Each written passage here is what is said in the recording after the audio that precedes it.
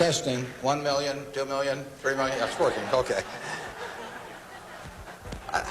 I'd like to talk to you about your financial future, and I hope those figures become applicable to all of you as we go along. And I'd like to start by posing a problem for you. And instead, I'm just going to talk for a couple minutes, and we'll do Q&A, because what we want to do is talk about what's on your mind. But I'd like you to think about this for just a second. If, as we walked out of here today, I said I would like to buy 10% of your financial future, I was going to write you a check today, and from this day forth, you were going to give me 10% of everything you earned. How much would you want to charge me for that? I'm going to buy 1/10 of you. And I may take the low bid, incidentally, so be careful what you write down. Well, I think if you thought about that a little while, you can contemplate that for a few minutes. You know, you're going to get a check from me today, and you can do anything you want with the money, but from this day forth, you have to give me 10% of what you earn. I think it would be very foolish of you, any of you, if you asked for less than, say, $50,000. Now, it's going to be a few years before you're out earning money, and so I've got a few years of dead money there. But then I would start getting this royalty on you as you went along. So I really think that if you thought about it, most of you would want a fair amount more than that, and I think you'd be right. Fortunately, I didn't make this deal with anybody when I started out, so nobody's got a 10% royalty on me. But I think that $50,000 would sort of be the absolute minimum. And if you think about that, that means that right today, you are worth $500,000, because if 10% of you is worth $50,000 in cash today, your potential is worth a minimum on a 100% basis of $500,000. That is the big financial asset you've got. It's way more important what you do with that $500,000 asset that you own today than whether you decide to buy stocks or bonds, or whether you put your money in a mutual fund or pick your own stocks or anything of that sort. The biggest financial asset that you have going for you by miles is the value of your own earning power over the years. So that's really what you should focus on. If you're focusing on your financial future, that means you should focus on you. Because whether your 10% is worth $50,000 or $100,000 or $300,000, which would be $500,000 or $1 million or $3 million for all of you, whether it turns out to be one or the other is really dependent in a very large part on what you do in the next few years. All of you in this room have the brains to do extremely well in life. You've all got the energy to do extremely well in life, and then the question is, how do you apply it? If you've got a 200 horsepower motor, do you get 200 horsepower out of it? Do you get your full potential, or do you get 100 horsepower or 50 horsepower? Now, there's two things that can hold you back in getting the full horsepower out of your engine, whatever it may be. All of you have big enough engines. And one of those is a lack of education, but that probably isn't going to happen to very many people in this room. If you did have a lack of education, if you didn't have a chance to get a decent education in life, it wouldn't make any difference what that potential was, because you'd never unlock it.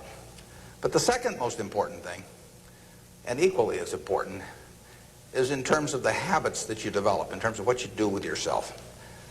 When we hire people, we look for three qualities. We look for integrity, we look for intelligence, and we look for energy. But if they don't have the first one, integrity, the other two will kill you. Because if you're hiring somebody without integrity, you really want them to be dumb and lazy, don't you? I mean, the last thing in the world you want for them is to be smart and energetic. So smart and energetic only goes with integrity. But the nice thing about,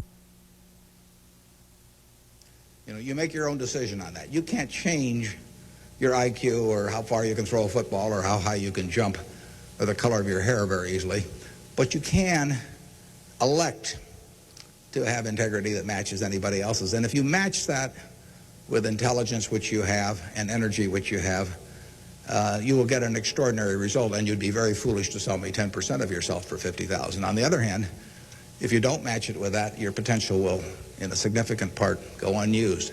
And I'll give you a little simple tests to apply in terms of thinking about the kind of habits you want to develop. Because you can have any habits you want to be. You can be lazy, you can be prompt, you can be late, you can be honest, you can cut corners. I mean, you have all these choices. And those are choices for you to make. Nobody else is going to make them for you. And I would suggest that you play this little game with me, too. Think about the person you would most like to be in life. So maybe it's one of your contemporaries, maybe it's somebody a little older, but pick out the person you admire the most, the person that you'd change places with if you could. And then write down why you admire them. Just put it on a piece of paper. And then figure out the person that you would least like to change places with you. Who really turns you off? Who do you find repulsive? And list the reasons why that person turns you off so much. And put those down on the other side of the paper. And then look at that list. And you'll find that everything on the left-hand side, what you admire in other people, the qualities they bring to life, cheerfulness, generosity, all kinds of things, you'll find those are things you can do yourself. It's very simple. You got to apply yourself, but the habits you form in doing that early on will carry you through life. And on the other hand, you'll find that the things that make people repulsive, selfishness, obnoxiousness, all these things, egotism, are things that no one has to have. If you find those in yourself, you can get rid of them as long as you get rid of them early. So all I suggest is that you write down a list of what you admire, what you find contemptible, and decide that the ones on the admired side are ones you're going to acquire for yourself. And if you do that when you're young, it'll carry you through the rest of your life. This doesn't work if you do it when you're 50 or 60. By then the habits are too well formed. But if you do it early, behavior becomes a habit. So if you do that, 2 or 3 years from now, if you go through the same exercise, you'll find out that the person you admire the most is yourself. That can be a little dangerous under some circumstances, but it's not a bad thing. I mean, you want to be somebody you like, and you don't want to be somebody that you dislike. And form those habits early. You basically can't miss. Now, I'll give you one other small piece of advice that's just a corollary on this, and then we'll get to your questions. And that is, as a general matter, as one piece of specific financial advice, I would say, avoid credit cards. Just forget about them. We're in various businesses that issue credit cards. The American public loves credit cards. But if you start revolving debt on credit cards, you're going to be paying 18 or 20%. And you can't make progress in your financial life going around borrowing money at 18 or 20%.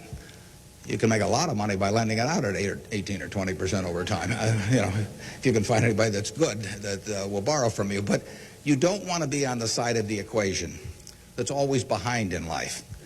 I was lucky. I'd saved about $10,000 by the time I got out of school. That $10,000 was really worth millions I might have earned later on, because after you get a family and everything, the expenses roll in. But those were my tools to work with, but it was only because I was ahead of the game. If you're behind the game by $10,000 at some point and paying 18 or 20% interest on it, you will never, you'll never get out of it. So the trick, I've got a partner that says, all I want to know is where I'm going to die, so I'll never go there, And that's true in financial matters as well. You want to figure out where you don't want to be ahead of time and avoid that. And I get about a dozen letters a day from people who are having terrible problems. And there are 2 reasons why they have terrible problems. One is a number of them have had health problems of some sort. I mean, they have really been hit by or somebody in their family has been hit by some kind of catastrophic illness. And that is it's a terrible thing to happen to any family. And they run up bills they can't pay, and really only society can solve that one in terms of protecting people against that. That's just plain bad luck. But the other one is from people who run up credit card debt, and they're facing bankruptcy, or they've been through bankruptcy once before, and they owe a whole bunch of money, and they can't even pay the interest, let alone pay any principal. And half of my letters come from people like that, and that problem is avoidable. Catastrophic illness is not, but credit card debt is something you bring on yourself, and it's way better, it's way easier to stay out of trouble than to get out of trouble financially. And I will guarantee you, if you run up big credit card debts, you will be in trouble probably the rest of your life in terms of your financial situation. On the other hand, if you get ahead of the game, even it's on a very modest scale, so that money is coming in from investing, and people owe you money or equities owe you ownership, you'll be way ahead of the game compared to paying it, always paying your creditors every month. So my advice to you is, if you can't pay for it, don't buy it, and get yourself in a position where you can pay for anything, and then we'll be glad to see you at Borsheim's or the Nebraska Furniture Mart. Now let's have some questions.